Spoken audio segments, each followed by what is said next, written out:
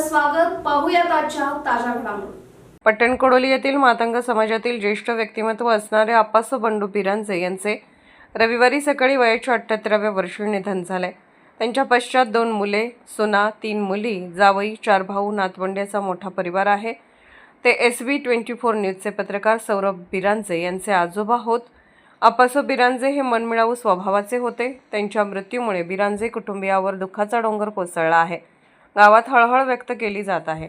SB न्यूजसाठी मुख्य संपादक शिवाजी भोरे. राजकीय, सामाजिक, आर्थिक असा सर्व घडामोडींचा आढावा पाहायला विसरू नका SB न्यूज चॅनल आणि नक्कीच सबस्क्राईब करा.